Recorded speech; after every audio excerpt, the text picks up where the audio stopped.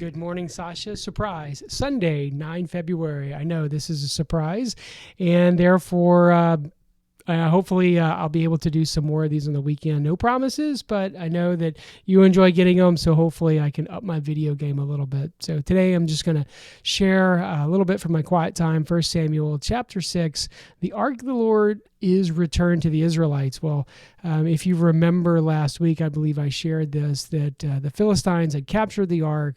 They had it in everywhere it went. It kind of just caused problems for them. When it was put in the temple with Dagon, Dagon falls over and he's kind of crushed by the ark. They move it to different towns and tumors and things grow. And so now they're trying to get rid of it. So they feel like, well, we want to send it back. And so they cast these golden calves and golden tumors, and they decide, well, we're going to make a test, and we're going to hitch it to a wagon and let it go. And if it goes straight into the Israelite territory, then we'll know it's from God. And if it doesn't, if it turns around, then we just know that these are coincidences and they're not really punishments from God. And sure enough, they put the ark and these sacrifices in this wagon and hitch it, and it just goes straight to Israel. So Israel gets it back, and they also have some issues with it because they're celebrating and they're having a good time.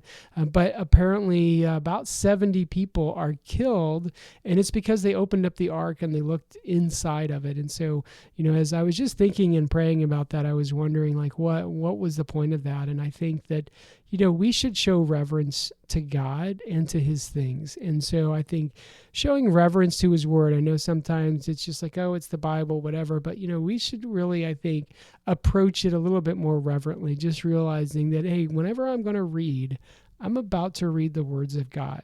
I mean, this is stuff that God intended for me to know, and he specifically wrote it down for me. And so I'm trying to do a little bit better job each morning and praying and just kind of recognizing that fact and kind of preparing my mind and my heart to really meet with God, because I think that's really what we're doing when we have our quiet times. And so well, I don't think God's going to strike anyone dead if we don't show the proper reverence for the Bible. At the same time, I think that we do lose a little bit of that sometimes. I think that we approach it a little cavalierly and not as seriously sometimes as we should. So anyway, just want to encourage you, make sure you're having good quiet times. And I'd love to hear, what you're reading in the Bible each day. So you could shoot me a text, or you could put a comment in below, or whatever you like to do. So anyway, love to hear from you.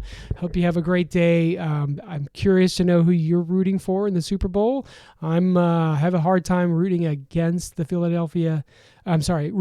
the Philadelphia Eagles, just because they're a longtime rival of the Cowboys.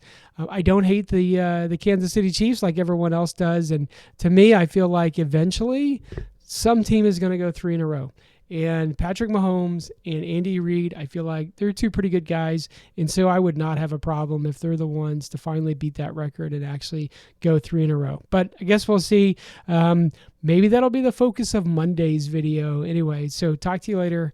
Hope you get a chance to watch a little bit of the game before you go to sleep. Love you. Bye-bye.